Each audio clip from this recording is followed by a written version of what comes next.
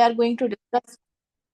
Actually, we are going to discuss about image analysis. Yesterday, the part we have discussed, it is image pre-processing. For example, if we got any biomedical image, then we generally called in technically called raw image. So it's just like whenever we call the raw data, and we cannot just process it and give it to the AI model for any kind of like analysis.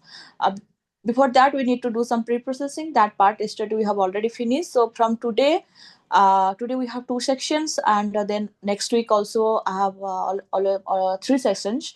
So we'll discuss everything related to analysis related to that. And today's session actually, image analysis is a like very vast. We have classification, detection, and segmentation. So and convolutional neural network is also very vast. So past today's session, like the this session and the next one is a continuous session actually. So I don't know, like if you have any question for today's session, then please keep this question in your mind, or just write it down there. After the finish of the second session, means the session which is from 5:30 to 7, then I will just from half an hour before I'll finish the session, then I will take all the questions together, because this is a continuous part to understand, to make you understand the whole concept of CNN, how a image is going for training, and what are the parameters we need to consider, all those things. So I know in between you may have many questions, so please, if you will go for the discussion, then it will take more time. So it's better, like keep your questions in the next sections. If anybody is not going to attend the next session, then he or she can ask in this session. But please, the next session is also equally important, so it's better if we discuss it after the next sessions. Okay, so like yesterday some one person asked me, like if there are many models and there are many types of analysis we can do, how can we need to start and where need to start, some one student asked me.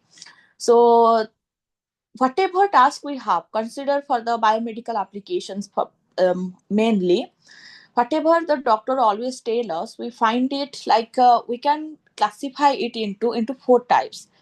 Either we are going to do a classification, or you're going for a classification plus localization, or is going for a detection, or we're going for segmentation. So all the things like today morning, what Dr. Sanskriti and Dr. Abhinav has mentioned about this. Their work can be a classification problem, it can be go for a segmentation problem, or can we go for a detection problem. From their problem, when they give us the problem statement, from that I'm thinking maybe we go for a classification one. So when they will say, okay, this is our problem statement, we want to know the growth of the baby, or what is the risk of the growth, then at that time doctor only tell us in that way. We the AI experts or AI engineers, we need to think in mind way in which that problem statement, in which part we need to put it, whether we'll go for a classification one, or sometimes plus classification then localization, or kind of a detection where is the problem, or kind of a segmentation. So in these four parts. So what is actually the classification? The classification is to find out what is the object. Okay, it's just like if you give an image of dog or cat, or for example like one persons, like whether it is a normal patient or whether it is an abnormal patient. So when there is going to be find out what is that person, or what is that disease, or what is that object, when what question is comes, then we generally go for the classification. And when we go for the classification plus localization, when the question comes, what and where is the object? For example, if one person say in this image, it is a dog image or it is a cat image, it is a like a like it is a disease patient or is a non-disease patient.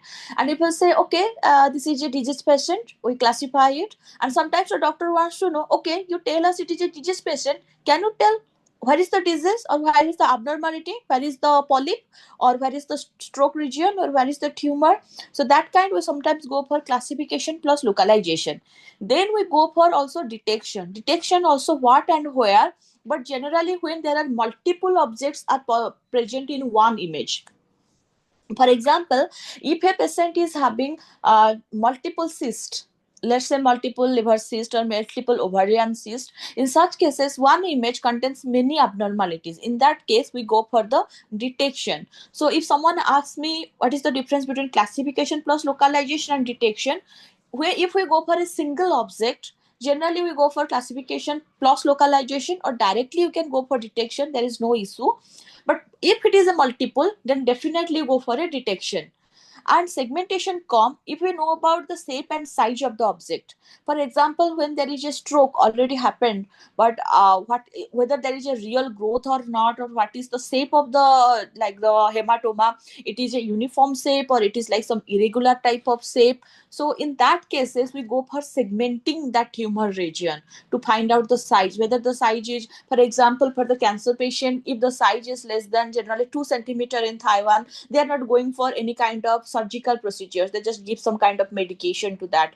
So in that, size also very important. So in such cases, if we want to quantify the size, we generally go for the segmentation.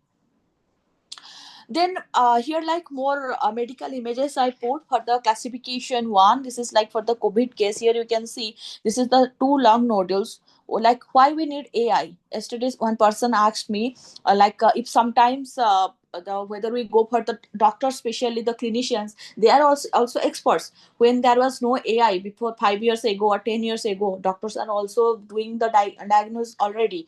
Then why we need AI? AI comes to the picture to help the doctor to get to a conclusion quickly, like to assist them. For example, when we don't have calculator, we can calculate everything. But now when we have a calculator, we can calculate everything faster and with more accurate. So exactly that's the thing. For example, in this one, two lung nodule, one is benign and one is malignant. Benign means like non-cancerous, malignant means already cancerous. But in such kind of cases, here you can see, to the naked eye, to the human's perception, it is like looks same. So it's difficult for the doctors to find out whether it is a benign or it is a malignant. So they need us, they need the AI experts for that. And this is my work. Like when I was working, I was a PhD student. Like yesterday I have discussed these things. When there is an ischemic stroke, this is one kind of brain stroke, within 12 hours or within 24 hours, we cannot see anything in the non-contrast CT. So first, generally here we can see this is a normal patient and this is an ischemic patient. Stroke happened within 8 hours. Can you see it's just like completely normal, okay? So doctor wants to help them because even if the time is delayed, if the diagnosis time is delayed, then it might be a problem. So how can AI help to them? This one is also like one kind of like cancer in the liver, like the lymphoma, like anandroid is clear cell kidney cancer. So in some kind of human case, like the medical cases, we need the help of AI. Like here we can go for some classification to find out whether it is a benign, or whether it is a cancerous, or whether it is a stroke, or whether it is a non-stroke patient, or whether it is already a lymphoma or it is not. So some kind of, or whether it is need a surgery or doesn't need a surgery. So in such cases, some kind of decision we need to go for the classification.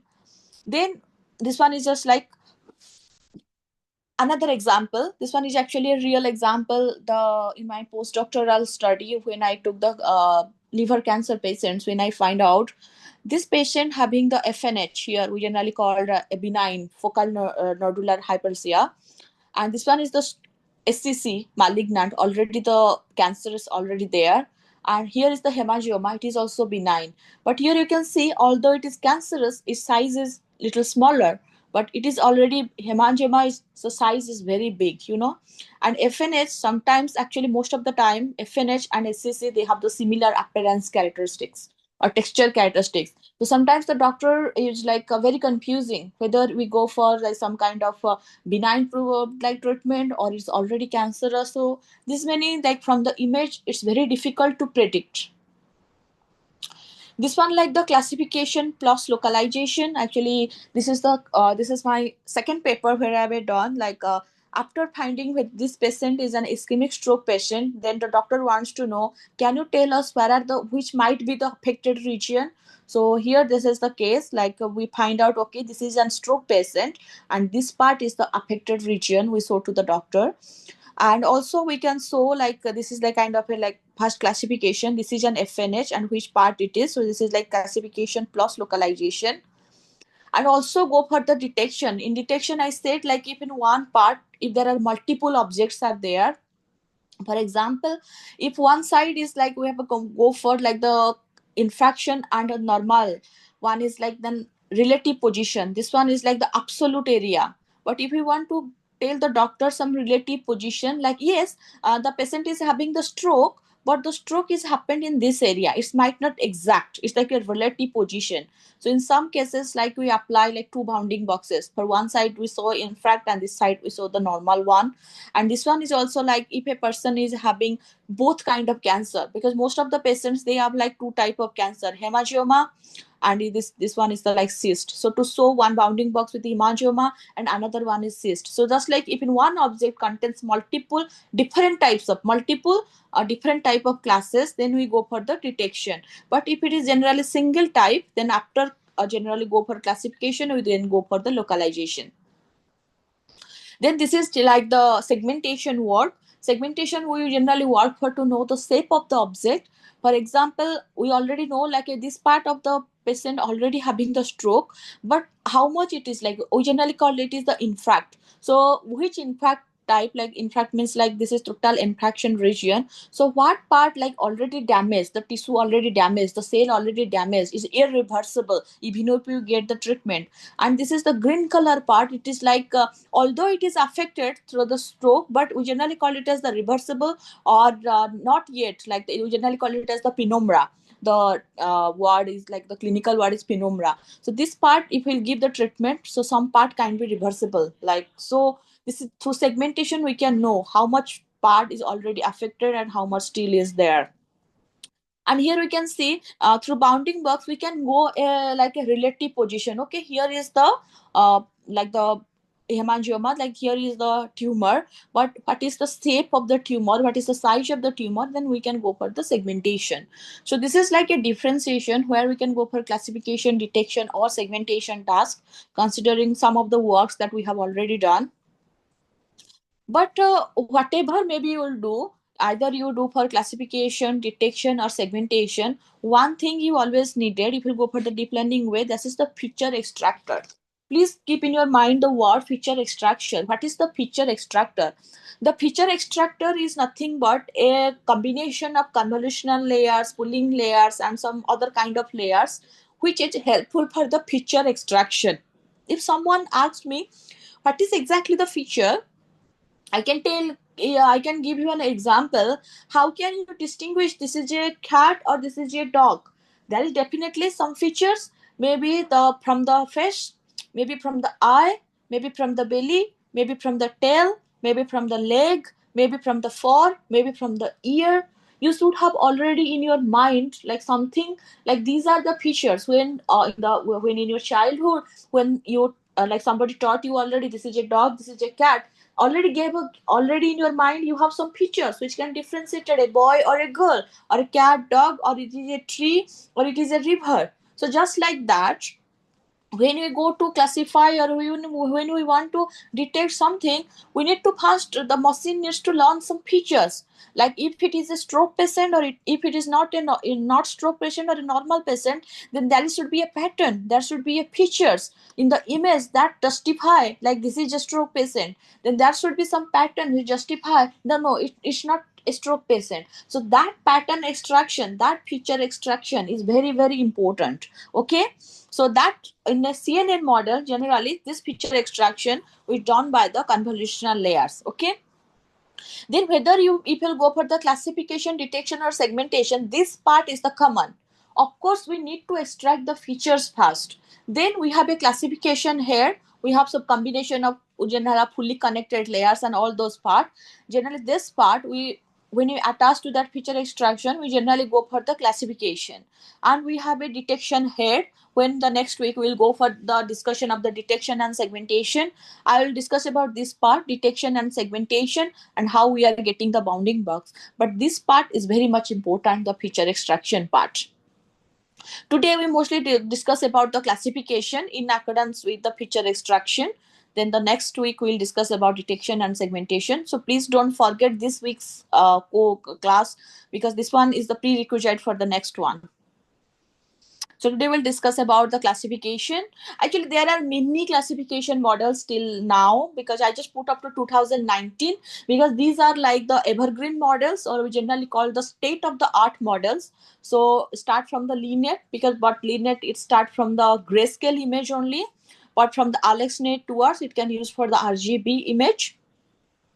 So what generally it will do, like up to ResNext 50, it is like traditional model. Now people have make their own models, and many researchers they have like addition, deletion of layers and many parameters, and they have their own individual models. But these are like the traditional models. So when we publish the paper, the reviewer generally asked us, have you compared your model with the state of art models? And these are the state of the art models actually, and we need to show, yeah, we have already compared it with the state of models, and this is the performance comparison table we generally give in our manuscript. So but whatever may be the CNN models available inside in the entire world, it is divided by two types. Either it is a sequential CNN or it is a functional CNN. Okay, what is the sequential CNN actually, or sequential convolutional neural network? Here we can see when the layers, when the convolutional layers, pooling layers, or whatever may be the layers, just one after another, just like a trend. Okay, there is like one input and one output. So this is a like a sequential, like one after another. So we generally call it like VGG16, AlexNet, VGG19 are the sequential model. But when we'll go for the functional CNN, when there are multiple branches are there, like multiple inputs and multiple outputs, like from this input here we can see multiple outputs, then it will go from here from multiple outputs, then it's again go to a single input. So when there is a branching is necessary, or when there is a branch of the network is there, branch of the layers are there, actually the right word, then we call it as a functional CNN. And functional CNN like Inception family, or the ResNet family, or the RNN, or the LSTM, all are like they have allow multiple inputs and multiple outputs together. So this is like your sequential CNN versus functional CNN. Then the CNN architecture followed by each computer vision task, whether you go for a classification, segmentation, or detection, that is a default CNN. Default CNN means people have already made it. For example, BGG16. BGG16 already someone has already developed. Some researchers they have already developed this model. So we generally take this one as the BGG16 default model. We have not changed anything, maybe little bit hyperparameter changing, but the layer structure we are not going to change anything. Then generally we have using the default architecture of BGG16. In our manuscript we have always written, we have considered default layer structure of BGG16 with this modification. Or we go for the customized model. The customized model means we took the BGG16 as like whatever they have already developed, then we modify some of the layers, if they have 16 layers, maybe we have addition of some layers, deletion of some layers, or addition deletion of some other parameters like filter and the stride and other parts, then we call it as the customized model. We need some kind of customization. For example, we bought a dress from the eBay, and then we have modified something based on our requirement. So the size, the shape of the hand and something.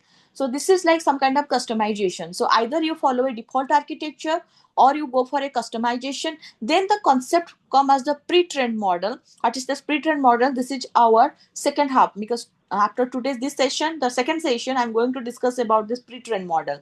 But today in this session, we are discuss about the default CNN and what the customization. Okay, so first we'll go for the traditional and default CNN. Like here actually through this workshop, because I found also we have some persons from the medical background. They might not have much knowledge towards the implementation of CNN, and so this one is like purely basic. Even if those students who doesn't have much idea related to how to implement a CNN, this one is like from the very basic. So I think it will helpful for you. So that's why I made that PPT in such way that Let's just consider BGG16, because BGG16, even if till now 2025, it is an evergreen model, and most of my papers actually and of my friends, they have found BGG16 like gives better accuracy even if in comparison to other models. So that's why I take this example of BGG16.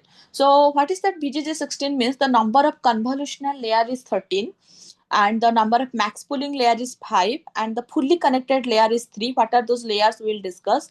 So the total layer is like 16. So the why this 16 comes, generally we call it as the number of convolutional layer plus number of fully connected layer. If some person asks you how many layers in your network, generally you need to add how many convolutional layer you have added, or how many dense layer or fully connected layer you have added in your code. Then you can say, okay, this many layers is considered it consists of my network. So for this part, for just like we have discussed about the feature extraction. So from this one, like BGG16 has 5 block, and here like each convolutional layers having like I make like number it 1, 2, 3, 4 up to 13. Here we can see this one is block 1 up to block 5, and this part is helpful for the feature extraction. Okay, and the last two layers, sorry, and last two layers, like last three layers, these three layers, it has responsible to find out for the prediction. It is a dog, cat, disease, non-disease, tumor, non-tumor. So there is some voting principle is there that we will discuss. So this one is just like I want to show you how the layering structures are there and how do we calculate, okay, number of convolutional layers plus number of fully connected layers. Generally we consider, okay, this is the number of layers total in my network. So now what is the customization?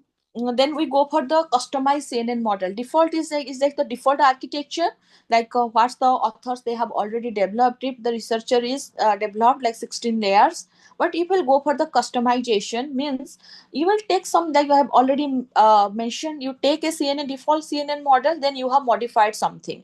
So that one is kind of like a whole customization. Whole customization, like you make the you take the inspiration from the developed default model, but you will develop everything by your own. This one we call it as like a whole customization, everything from the scratch. Or we go for the partial customization. Partial customization means you will take the default network, or maybe you'll go for addition of new layers, or maybe deletion of layers, or modification of some weight initializers, filters, or some kind of like concepts, or tuning up some network parameter kernel, like what's default has, you are going to modify something in the default. So that part we generally go for the partial customization. So either you go for a whole customization or partial customization. Then the next part is some example of like what kind of customization people have already done. For example, this paper, this is the traditional BGG16 network, the one we have just discussed. Then this paper, they have considered actually partial customization. What's that they have do? What they have done actually in the last in the default one, there is 3 fully connected layers. So what they have done, they have just from after this, instead of 3 1, the flattened layer comes, then they just used one fully connected layer. Instead of 3, they just used one fully connected layer, and it gives them the better accuracy. So in that paper they have mentioned, someone asked some questions, ma'am, but is distance reducing? Akshita, maybe you please keep the questions, okay, and the last we will discuss, okay, because in a flow I am discussing, so I'm teaching, so maybe after this we will discuss these questions. Okay, so Yeah, yeah, ma'am. so if anybody has questions, you can ask me about this, because it's a flow of teaching. So when I'm saying something, it's a continuous flow, so I might not see the chat box. Okay, so yeah, so in this paper what they have done, instead of, they have mentioned in the paper, we took the default BGG16, but we have already changed the instead of 3 fully connected layer, we have considered one fully connected layer and gives us better accuracy. So if with one fully connected layer we are getting better accuracy, why we'll go for the 3? So it is their like the means they have mentioned their theory in that paper. Then another one is the full customization. They said in this paper, they said we took the inspiration from the BGG16, the layering structure, the filtering, the stride, all this concept. Then what we have done, we have made our own network where we have make our picture filter sizes 64 instead of 224, 224, and instead of 3 curves 3, we got the output like 74 curves 74. So from starting to beginning, this is a histopathology image of the cancer image they have considered. From starting to ending, they have their own network structure. They just take inspiration from BGG16, but they have made their model everything from the scratch. Okay, so this one we call the full customization. So then another one is we go for the types of classification. If okay, now we decide we go for a classification problem, then what kind of classification? It can be a binary.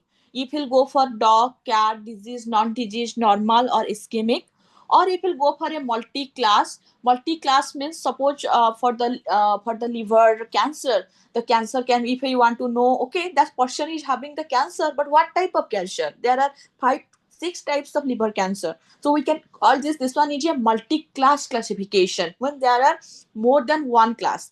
Then what is like a multi-level? Multi-level means in one image you need to show many things. For example, here like it is a dog, and what we can say, this is a dog and this is wearing a glass, and also it is having a color. So it's kind of like a one image. What kind of more information we can get? For example, in one image, just like I have shown you, the patient is having both cancer and non-cancer tumor, because the patient is already having cancer tumor, but it is also having some non-cancerous type of tumor like cyst or hemangioma. In such cases, in one image we got like a multi-level.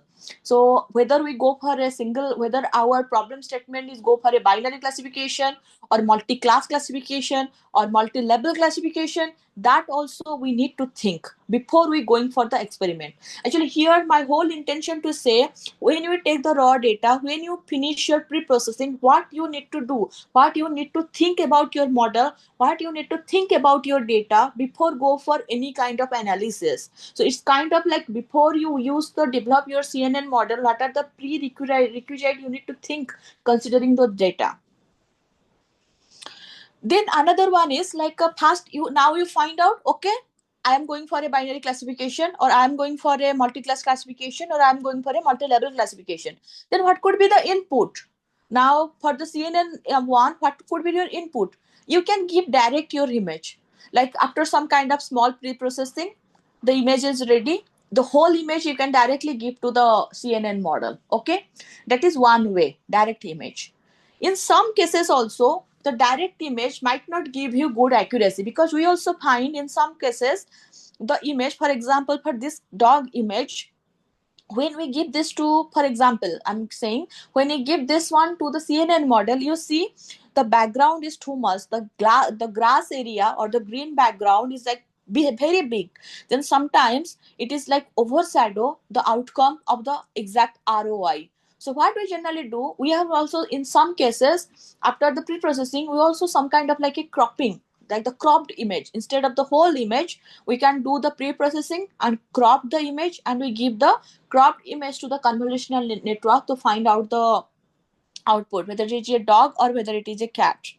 Or this one is the patch based classification. Actually this is the paper, it is done by Dr. Pushpanjali Gupta. I think tomorrow she is going to talk about that one. Actually what she has done, she has worked on the pathological image of the colorectal cancer patient. So you know the whole slide image, the size is around I think 2 GB or 5 GB, and the size is very large. Even if to open one image, you just take 20 to 30 minutes for that.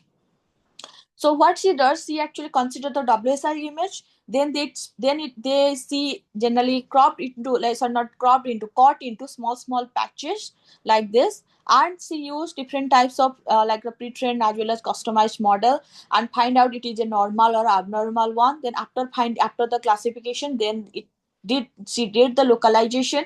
Okay, this is a cancer patient and this part is already affected, this is the cancerous tissue. So this is one of her work, patch-based solution. Also, this is one of my work I have published in PhD. What I have also done similar but little bit difficult, because here our intention to find out this patient is an ischemic stroke patient, and where is that stroke region?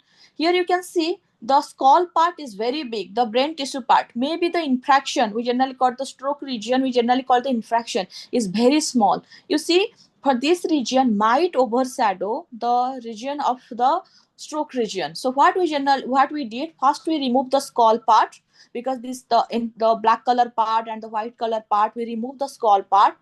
Then we go to, this one is like the kind of a automatic labeling we have used for the ground truth generation. Then we go for the extraction of patches. Here actually we have developed a mathematical algorithm based on the doctor said. What's the doctor said? Generally, because within 24 hours we cannot see where is the stroke actually, but doctors said generally they go for a opposite hemisphere analysis. When if a person is having a stroke, it's always affected one part of the stroke, so they generally compare the structure of one hemisphere, means like one part of the brain with another part of the brain.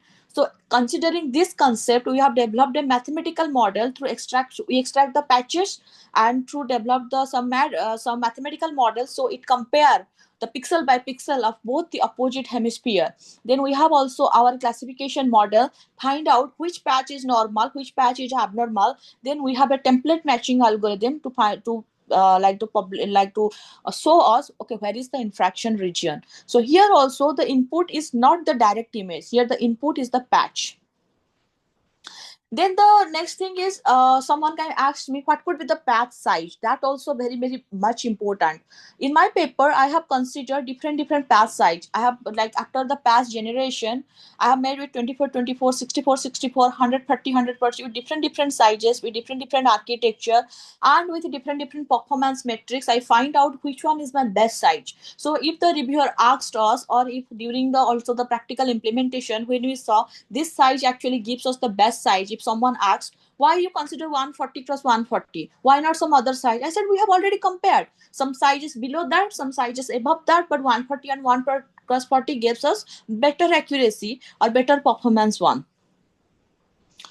Then another one is, some persons also go for like a data augmentation. Data augmentation means, this one is very very important. Please keep in your mind, if anybody is going to work with us, then this one maybe we are going to use it. So please keep in your mind, what is the data augmentation? Data augmentation means, you will take the raw image, but instead of only giving the raw image, why we will not give the variation of the raw image.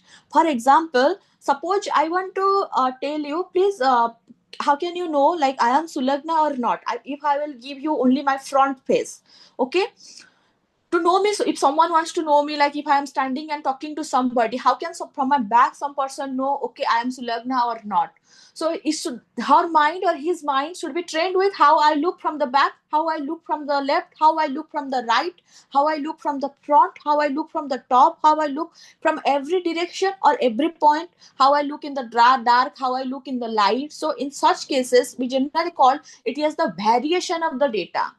Instead of particular image, why not we give some, we add some like a variations to the image. For example, maybe change little texture of the image, change little color of the image, or maybe little enhancement in the image, or some kind of flipping, rotation from different angle, so that instead of giving one butterfly image, how about from that one image we give another 5 or 10 images, then we give these things to the machine.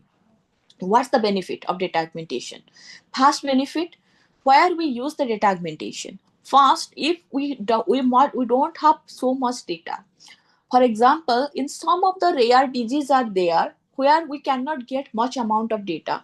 Okay, so on that cases, we need the data variation, because if the model gives us good accuracy, then models would learn the features from every perspectives, from every angle, from every pattern. So what we generally do, we give, before giving the input, we through some kind of programming, Python programming, we add some kind of, we are like the data augmentation to that image. So first, it will gives us more data. Second, it will give us the variation of data. And third, there is no overfitting. The word overfitting is very important. What is also overfitting? Overfitting means when your machine will always learn from one pattern.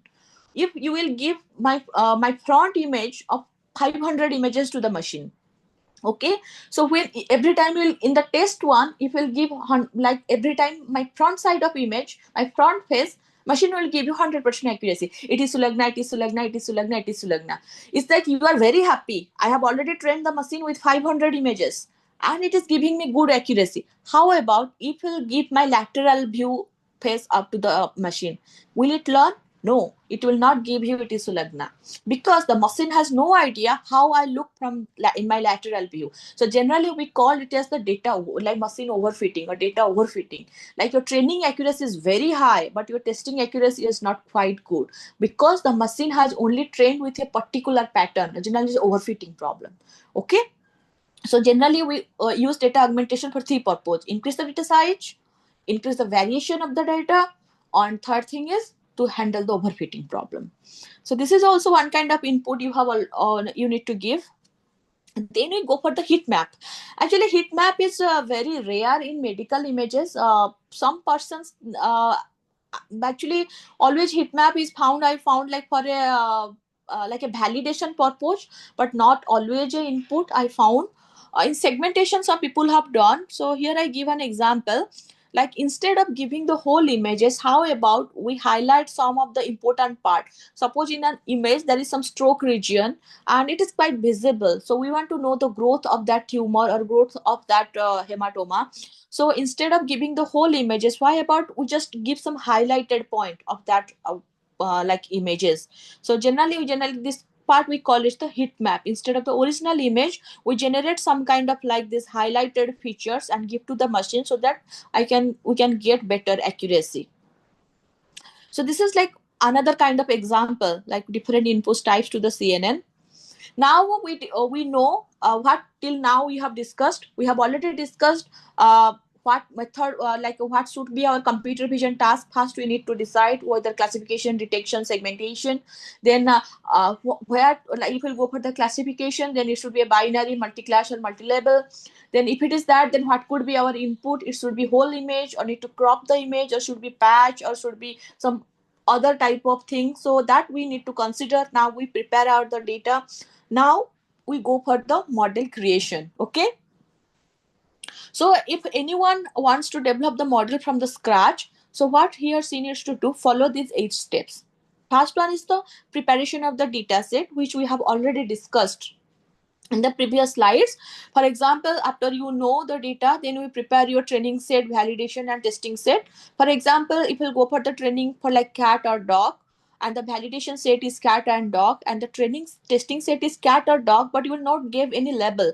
Here cat and dog is like one label. So in one folder we'll make like all the cat image we put in a folder and name it as cat. All the dog image we put in a folder and make it as a dog. So for the training and testing set, for training and validation set, we have these individual labels. But when we go for the testing sim set, maybe we put all cat and dog together in one folder, but no label it. Then after the machine is trained, then we can ask like we can give this test folder to the machine to predict whether it can predict it is as a cat or it is a dog. So it's a kind of like a preparation of the data set. If the binary, if it is a multi-class, similarly if you have cat, dog, monkey, then it's just like this. If test set, you can just put cat, dog, monkey, but without any label. Okay, so this is like the data set preparation. But one person might ask me, if you have these questions, let me clarify you whether we need this 3 set, training set or validation testing set, and what is the necessity of these folders. The training set, all the images which helpful for the training. All the images we put in the training folder, it will helpful for the feature extraction. When we give this image during the training from the training folder, all the layers, they will learn the features, learn the patterns to differentiate a dog and a cat. Okay. Then what is the use of the validation set? The validation set is just like your own like the analysis. For example, after the machine is trained, you need to check whether the machine is rightly trained or not trained. So what you need to do, it will check with the validation level. You give the validation data to the machine and it will say, okay, it is cat, and your label is already cat because here you are giving the label cat. Oh, it is cat. and machine is predicting cat, so it is 100% accurate. But it is predicting dog, but the label is cat, means it is predicting wrong. So validation set is also kind of like intermediate validation, whether your machine is already well trained or not.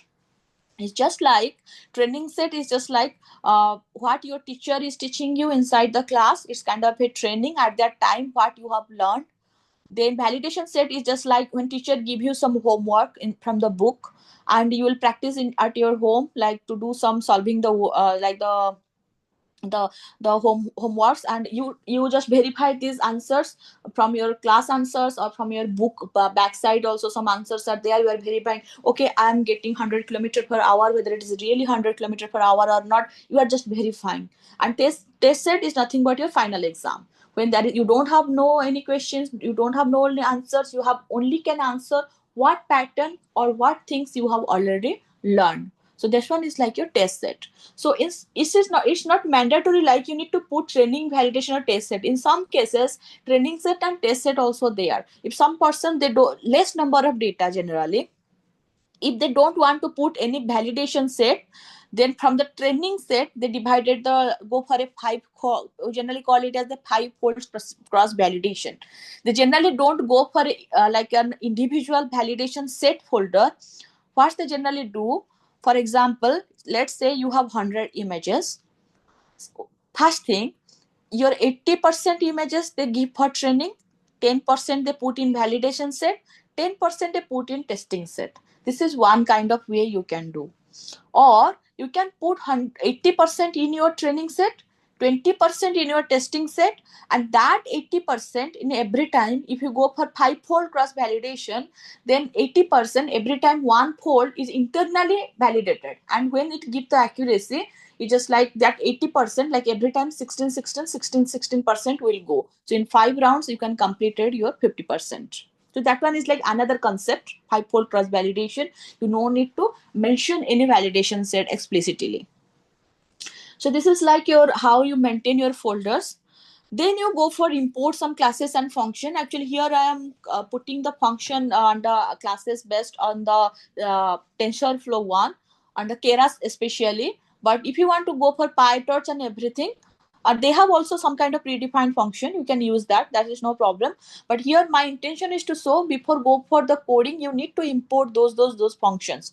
For like if you go for the Keras, then of course Keras has already some inbuilt layers and function which will helpful for the CNN model creation. So import Keras. Then you if you go for a sequential model creation like VGG16, like one layer after another, then you need to import this sequential function, otherwise your model cannot be work. And then for convolutional layer, you'll go for convolutional 2D. If you go for a 2D layer, and this activation function, flatten dropout. So these are some function you need to call.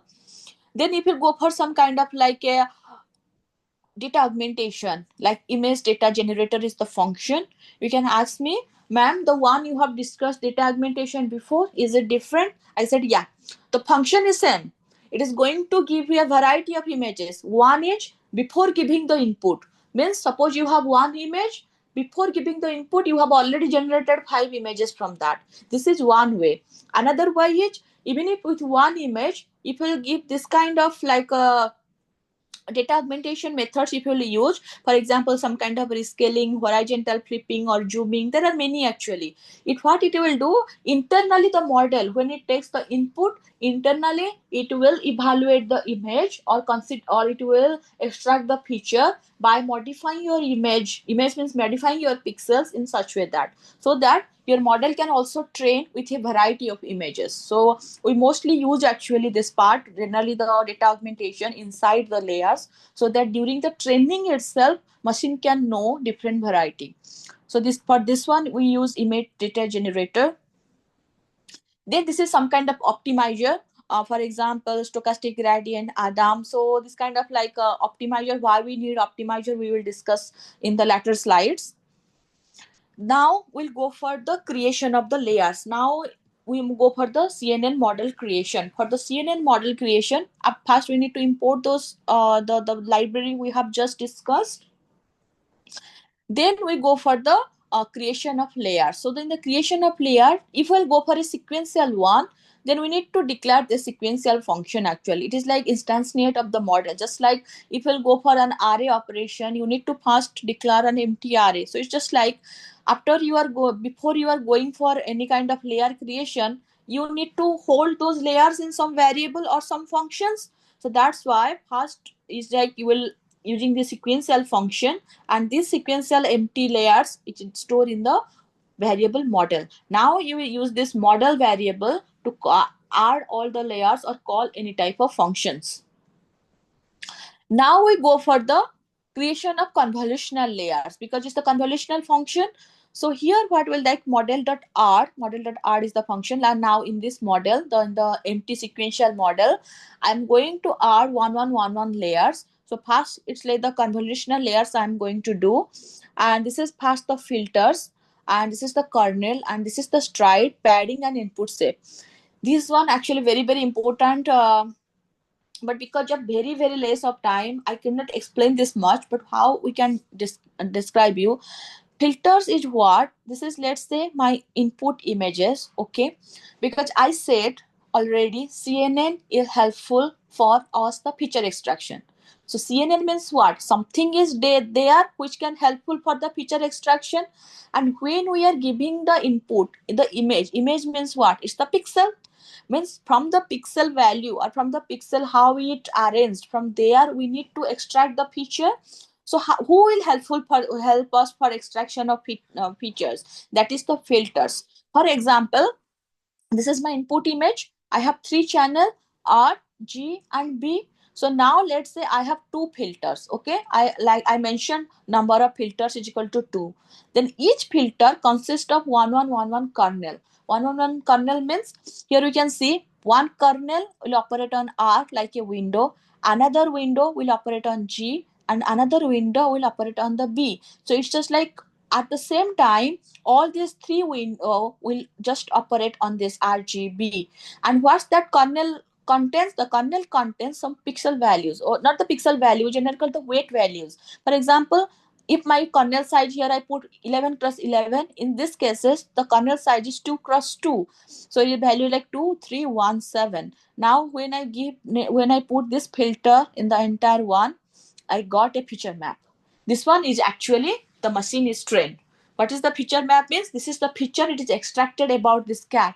So it will help to machine to understand whether it is a cat or whether it is a dog. For example, if I'll put the another one is filter one, then it will generate another image. So this one is the feature map too. Actually, everything is done internally.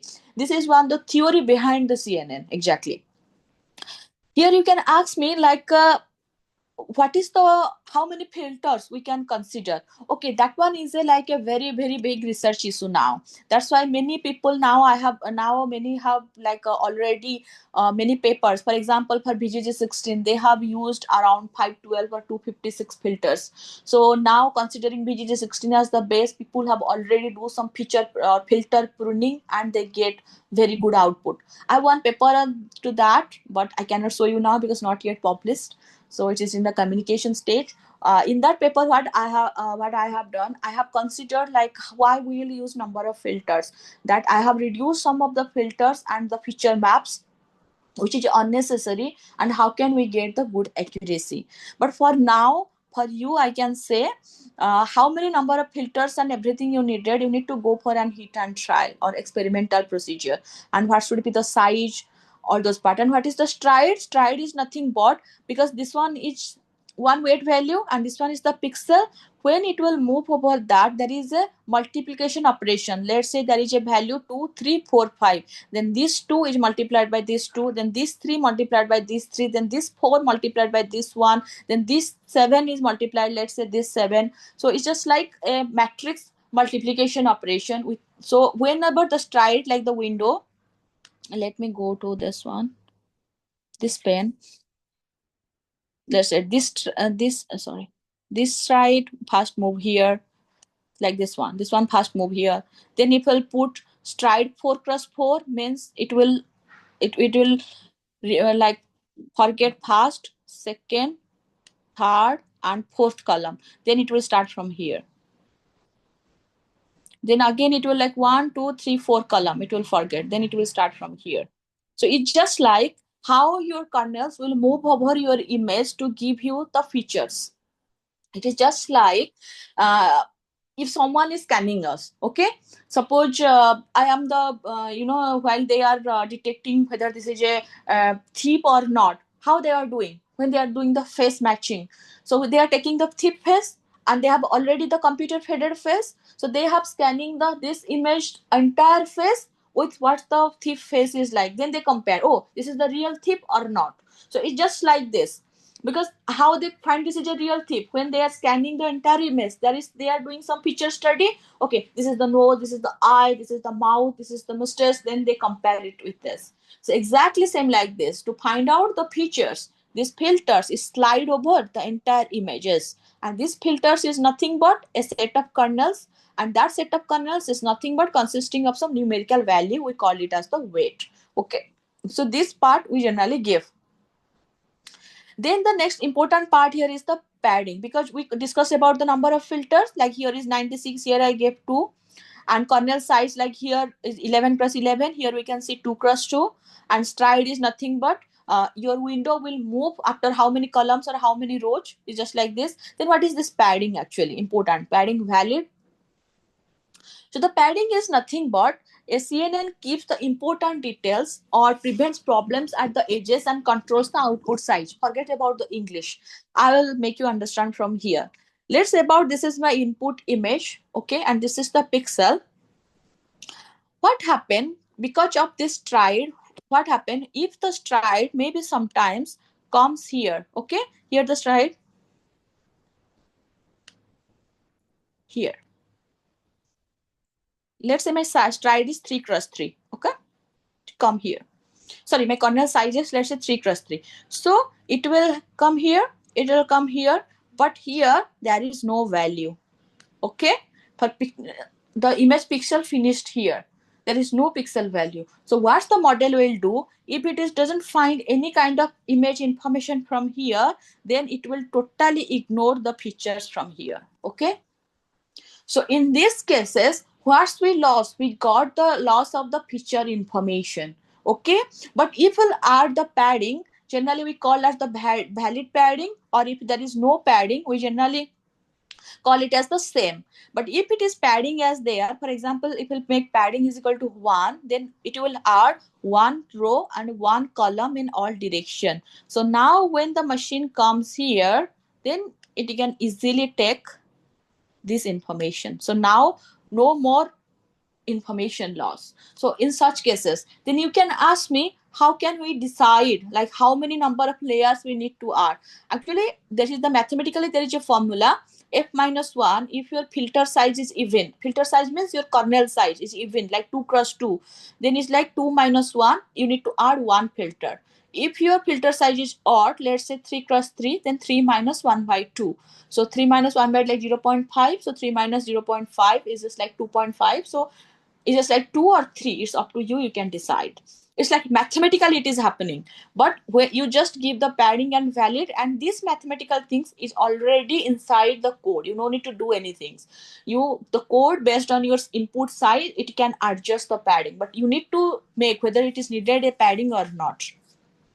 Initially, we generally give the padding, but if you check the accuracy is not very much improving, generally we are ignoring the padding, because sometimes unnecessary addition of the zeros or ones also means sometimes the machine will take, okay, that might be an important feature, but zeros and ones is not exactly the important feature, so sometimes also we are not considering the padding.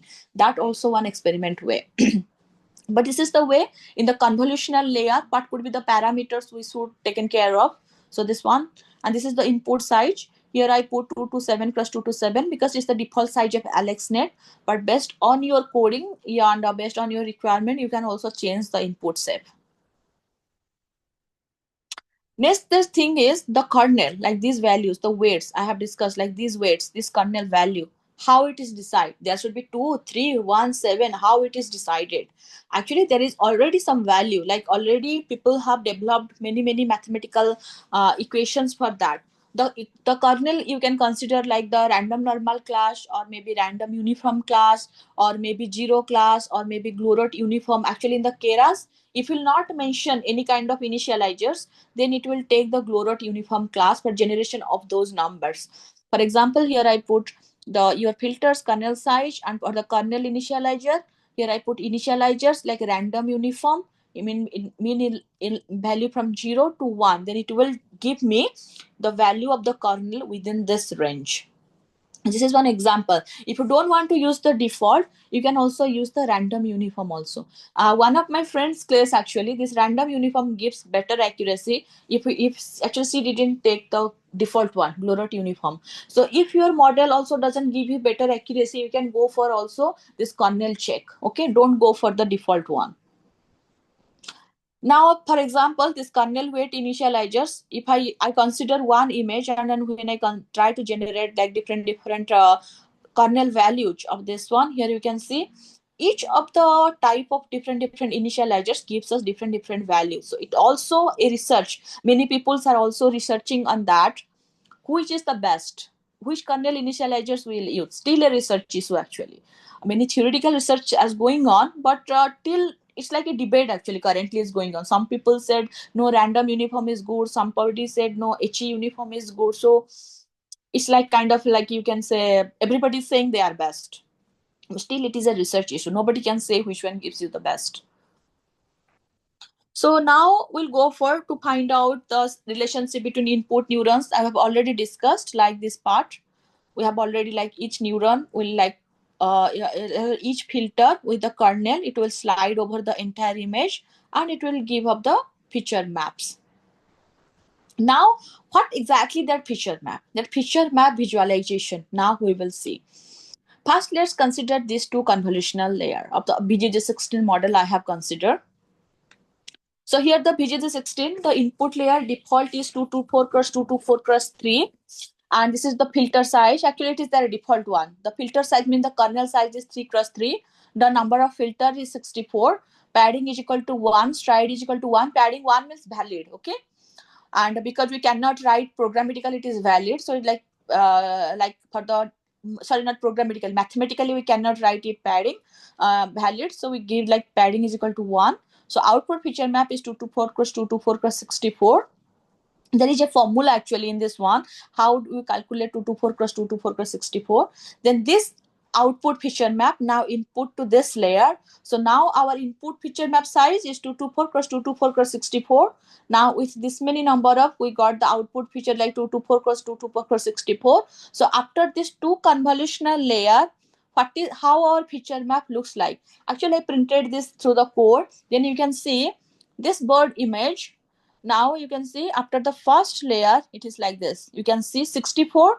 So now each size is 224 cross 224, and if we calculate like 3, 3, 6 to 8, 8 rows, 8 columns, and you can see, we can see, okay, these are actually the feature map. The layer actually read from this type of image. Okay, then I'll go for the second convolutional layer. When I print it like 112 plus 112, 128, it looks like this. Then for the third convolutional block, it looks like this. From the fourth convolutional block, it looks like this. From the fifth convolutional block, it looks like this. You see, we generally go for the convolutional layer low to high level feature extraction. From to our human eye, we can say this picture is very good to see is what type of bird it is. But exactly but for machine, this feature is important. Okay, the machine will always focus on the high level features, because according to the machine in designed in such a way that the network, it is always focused on the high level features, because high level feature is always focused on the distinguished features. Like, what is that feature that differentiate a dog and a cat, a tumor, a non-tumor, a boy and a girl, a tree and a river? So that important feature we generally call the high level feature. For to the human eye, it's just a pixel, or maybe some kind of a set of pixels. We cannot know what it is, but machine can know what it is, and that is the important feature. Maybe in this part of the bird, maybe this is the belly part and this is the like little leg part, maybe in this part something important is there. that can distinguish to know what type of bird it is.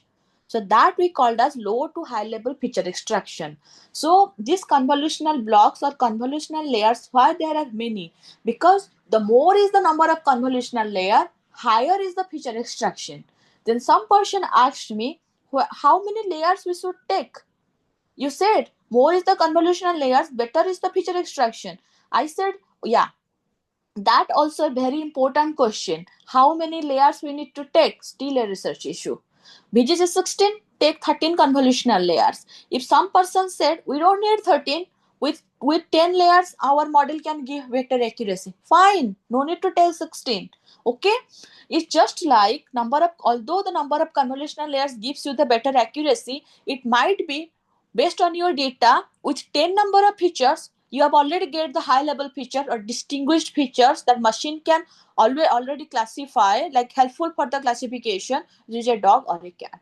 So that also keep in your mind. It's not like I will take 100 of convolutional layers, or it's not like I will take only 2 convolutional layers. That should be a trade-off. Okay, based on your data and based on your size of the data and also the pattern of the data. Pattern of the data means if we want to classify a tree and a river, very easy to classify. Maybe 2-3 convolutional layer enough. But if you want to classify, it's just like a percent is just like ischemic, non-ischemic, where the distinguishing is like very rare. There we need to might change the number of layers. Maybe little more number of layers for better feature extraction. Then after this part is over, like now we have already go for the feature extraction, like we generate the convolutional layer. So we have discussed about convolutional layer. The next layer is the pooling layer. So what is the pooling layer? It will do during, because when the kernel will operate, it is a mathematical operation. So there might be some chances you got some negative features, like some negative value. So if some negative values is there, means it might be that future in also we are going to go for some, again some convolutional layers are there, we'll go for some mathematical operations. So this negative value is gradually more and more. So to generalize those value, or to generalize or to minimize the impact of this negative value, we generally go for mostly use the ReLU. So first the ReLU function actually do, it will just if any negative, it will just change it to 0. Okay, so this one is like activation function generally do. If we get some kind of abnormality in our feature map, so make it as a uniform or make it as a cooler, then we can go for the activation function. It's not like ReLU is the default one and mostly used one, but now people have already like researched and to have many like say lu, serialize, sigmoid, softmax, tanh, many functions. But still inside the convolutional layer, ReLU is mostly used. So here you can see some kind of like the black pixel and something there. Now it can like a more enhancement after using ReLU. So this is like use of activation function or activation layer to give a smoothness to your output, to the feature map, we can say. Then there are actually many activation functions. Which one is the most? So here is an example. Here I have put like considering many researchers, they have suggested which one would be more. Someone said tanh performs better, someone said elu performs better, someone said ReLU performs better. So it's just like many researchers have been already done with different architecture they have considered, but still it is a research issue which one is the best. But ReLU is mostly used. Now after the activation function, then we have pooling layers. The pooling layer means I'm talking about this one, convolution finished, then we have pooling layer. In between this convolution to pooling, we have in between activation. First the activation is do, activation is giving a smoothness to our feature map. Then after that smoothness we got, then we go for the pooling layers. So what pooling layer is do, actually the pooling layer is does the maintain the most relevant information while decreasing the input spatial size. Means if this one, let's say your feature map, after the convolutional layer and after the activation function you will get, okay, some actually some researchers said why we will not go for this one, the size is very large. And you see for this example, most of the part they're just considering 1 1 1 1 1. So unnecessary computational complexity, unnecessary of overshadow of this one of over all those features, okay, all those maximum values. So why not, we'll just decrease the size of the feature map and just put the most important features, which one like more highlighted features, so that the machine can understand only this much. For example, if we go for the max pooling, what it will do, here is the pool size. Pool size means the window size, means at one time it will focus on this part, like here 3 cross 3. For example, here I give an example 2 cross 2. Stride is 2 cross 2 means this window will move up to how many rows and how many columns, and also padding is there. If we go for a max pooling, if we focus on this row, here we can see 4 addition of this 4 divided by 4. So 4 is 4, so only addition of this 4. Then 1, 2, 3, 4. Then divided by 4. 4 by 4 is 1. Then 3 plus 1 is 4. 2, 6 divided, 3, 4, 2, 6, 2 divided by 2, 1, 3, 3, 6, 2, 8. 8 divided by 8 divided by 4, it should be 2. Why it is 3? I don't know. Then 6, 1, 7. 61718. Oh, actually it is removing 2222. But in such a case, you just keep in your mind, when we go for a max pooling, we just like focus on this 4. 4 divided by like 1 plus 2 plus 3 plus 4 divided by 4. Then we got this one. And this one is like, sorry, focus on this max pooling. 0 plus 0 plus 0 plus 0, it is 4. Okay. Then this one is just like average pooling. 0 plus 4 plus 0 plus 0. So 4 divided by 4 is just like average of this one. So 4 by 4 is equal to 1. Here 1, 2, 3, 4. 4 by 4 is equal to 1. Okay. In such way that we will calculate like the max pooling, average pooling, or the mean pooling. Which one is important? Here the most important thing, we are decreasing the spatial size. But it is just like mathematical way how it is using. But inside the code, you need to only mention this part. So this one is the max pooling.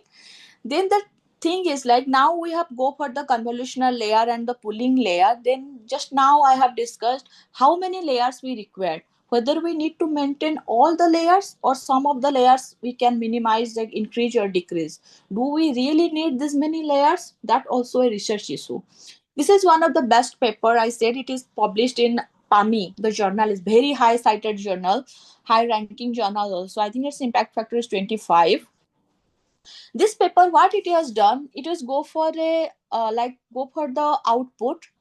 First we can go for a layer pruning. It's say like randomly we are just can go, maybe from this part we can, like this part we can just prune, from this block we can prune this part, from this block we can prune this part, from this block we can prune this part, this one we just call like random layer pruning.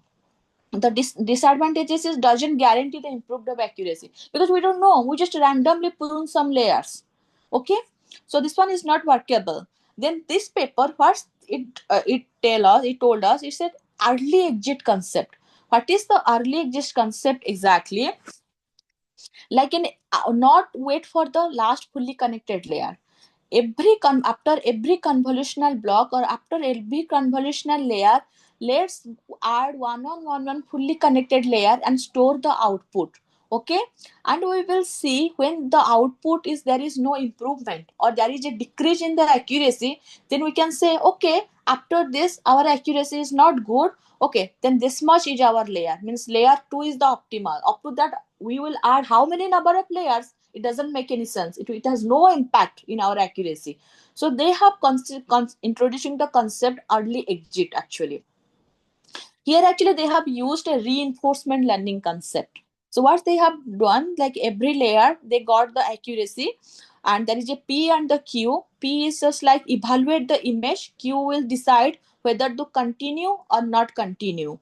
For example, like for P will say, okay, prediction from this layer is dog is a 0.5, cat is 0.25, and calf is maybe 20%. Q will evaluate, okay, continue. Then this one is like so exit, and this one will so like exit means this layer is the exit. You might exit from this layer. Then it will evaluate, you might exit from this layer. Then this layer will say, no, you should continue. Then you might say this layer is exit. And you can see at this layer the accuracy is very high. The dog is 0.87, and cat accuracy is also very low, and cap accuracy is very low. If we compare with the other exit, actually this exit gives us the better result. So here we can see the exit layer is layer 5 with recognition accuracy 0.87. You might ask me how you know this 87 is the better one, because after this, although they have just say continue with less number of accuracy. Actually, there is a thresholding here. I just give you a pictorial way, but they have many mathematical concept inside this. There are some threshold concept, there are some other concept here. Actually, my intention to show you how many layers we can consider.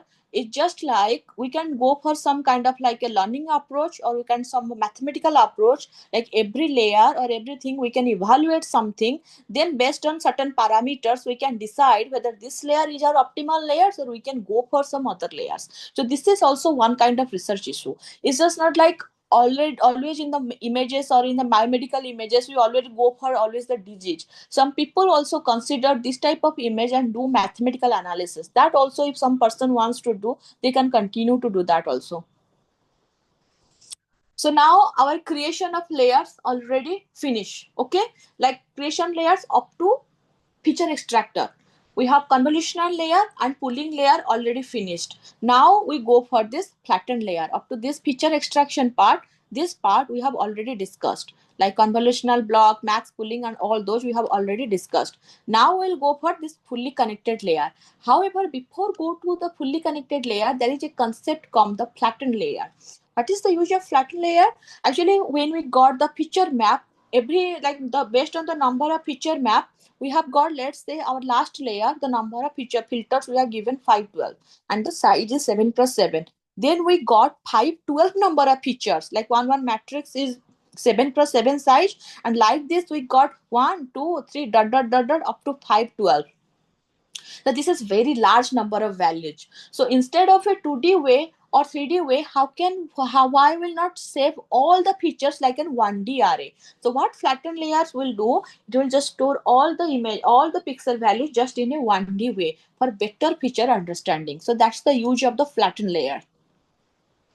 Then one person asked me, do all CNN use flattened layer? Oh, no. Some CNN models, they are use flattened layer, or some go for the global average pooling. What's the global average pooling? Like in each part of this, like the feature map, they will just go for the average of all these, like 7 plus 6 plus 9 plus 1, like all the one, then one average. From all this, like the feature map, one value. From all this feature map, one value. So either you go for a flattening, store all the feature maps in one array, in one array without changing any feature value, or you can go for the global average pooling, just take the average value of one feature map.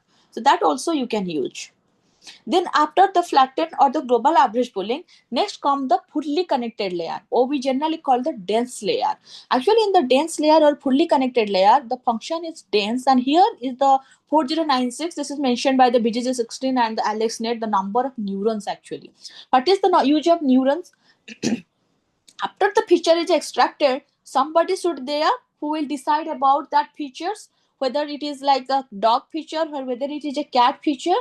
So who is going to do that one based on these feature values? Actually, the neurons. So each neuron, like each value of the feature is passed to the individual neurons, and the neurons are responsible. Maybe this neuron will say, okay, this is a cat, with my perception is 0.70.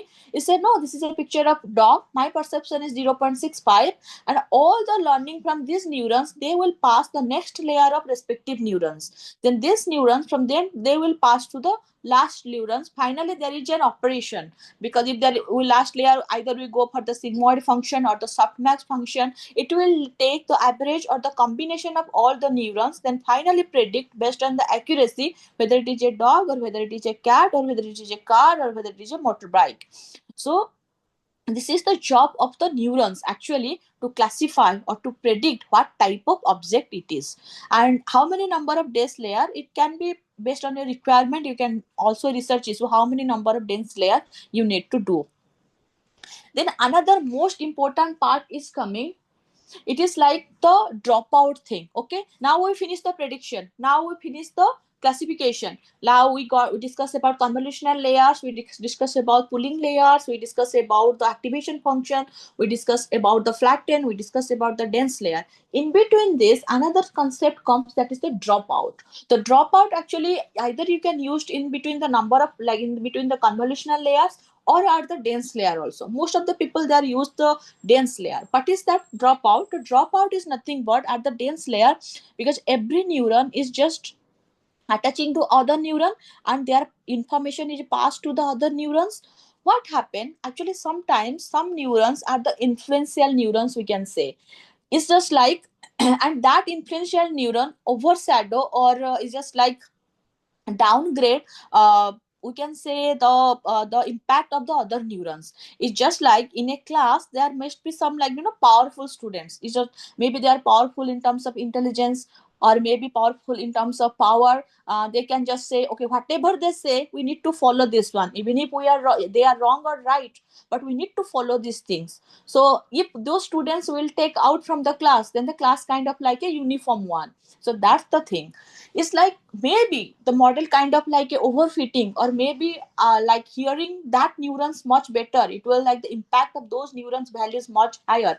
How about in every run, because whenever we run a CNN model, we have a rounds of run.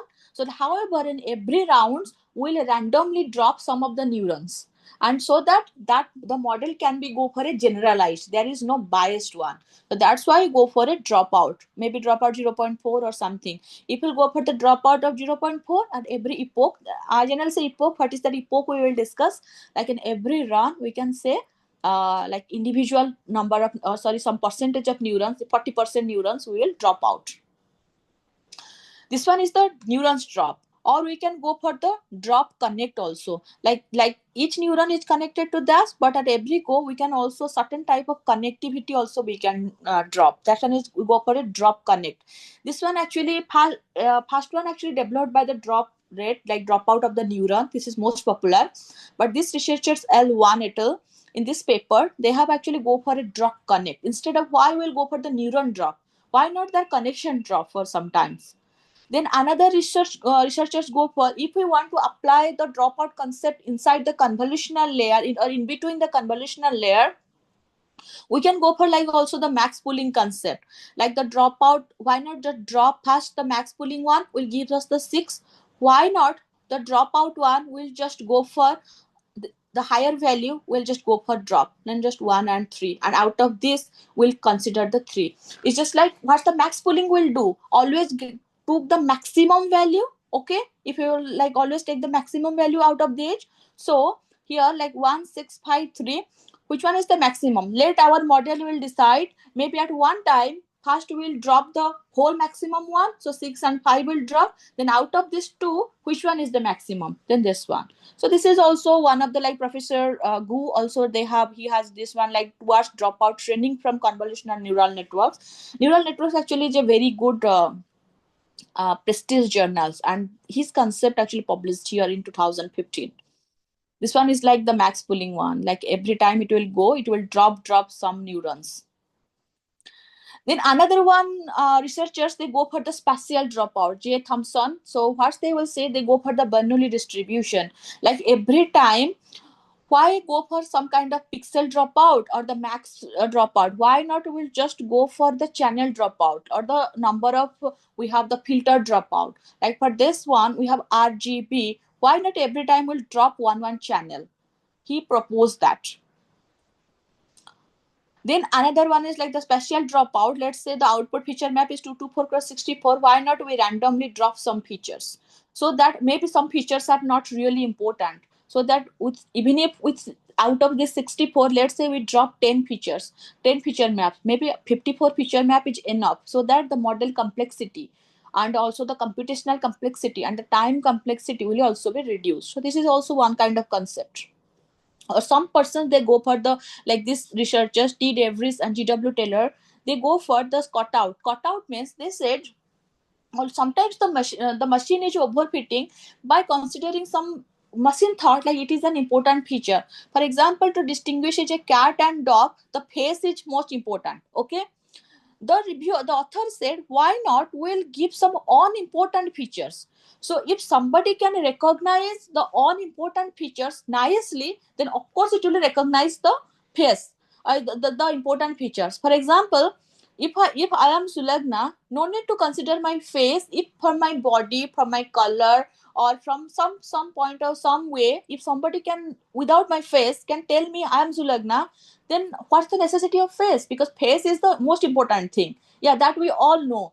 because this researcher they said argue like if from some non-important features or from if my model can know, okay, this is a dog, this is a cat, then of course with the important features it can know. So we no need to go for this high level feature extraction. So with this concept cut out, it comes to the picture actually. So it's just like when they give input to the machine, some part of the image is already like hedges, they already like hide this part of the image while training. This is a very good paper actually. So now the last layer, the dense layer, is just like past the before the prediction, the last dense layer. We can give the one, if we go for a binary classification, we go for the last because there is a one, or you can go for two, one or two in the last dense layer, because that neuron will decide if it is a binary, whether it is a dog or a cat, or if it is a multi-class classification, cat, dog, or monkey, you need to classify the number of neurons based on your number of classes. That's why I mentioned the number of the neurons as per the number of classes. So in the last dense layer, you need to mention. If it is a binary, 1 or 2 is okay. But if it is a multi-class, you have to mention is equal to your number of classes. Otherwise, your program will give you the error. Then the final activation function, you'll go for the softmax or sigmoid. Every activation function has their own advantages and disadvantages. This is actually a big thing, although I have PPT, but here I am not going to discuss because it's like very big. And then finally, if you can print those values, here you can find out, okay, these are my layers. You can find like model.summary after you made it. Here you can also find total number of parameters. The parameters is just like how many mathematical calculation, or how many connectivities already there in your network.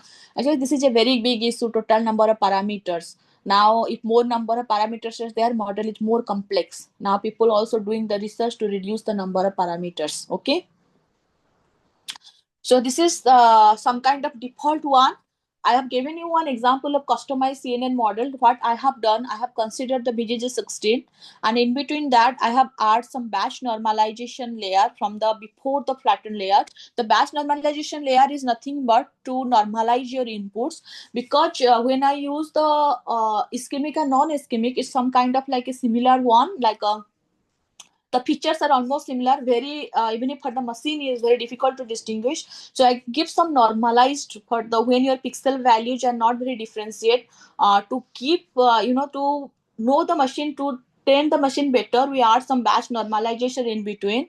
So that part, if we consider some other images and we'll go for some real application, I will teach you how the batch normalization will impact to that, or you can have a read also onto that.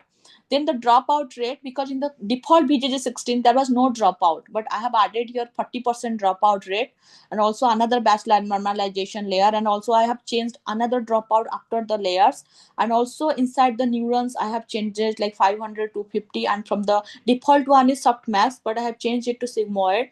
So some customization I have done in one of my paper. So this is all about how we design the CNN models. Next, the important parameters, we go for the hyperparameters. So this is the layer creation. Now we go for the hyperparameter, but I think it's about time. So you have many questions, I know, but can we go for the next section for the question discussion, or you can just ask me now some questions, maybe one or two, but one or two questions you can take. But yeah, you can ask me one or two questions. Yeah, one because or two question, then we'll stop, because in the next session also you'll continue.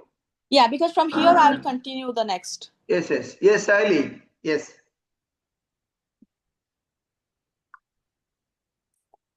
Yes, unmute yourself. Sahili. Hello. Sahili Roy, you just unmute yourself and ask question. Am I audible? I think any other questions, or we'll stop here, so that in the next session, and I think Dr. Sulagna, in the next session we have Hanson. Yeah, I'll show you the code and all those things, how the code is there. But this part is also very important. We'll discuss these things. Okay. This thing you will cover after that, followed by this one, Hanson. Yeah. Okay. So then. Okay, I think we'll stop here. Let's Yes. for 30 minutes break for the lunch. Then at 3 o'clock again we'll join. Yes. Okay. Thank you. Thank you very Thank much. you all. You Thank get you. to join because next session is very important. Ma'am will cover Yes, this yes, because allocation. it is a continuous one. Yes. Okay. And attendance I will take in the second session only. I will take that next session. Okay, sir. Thank you very much.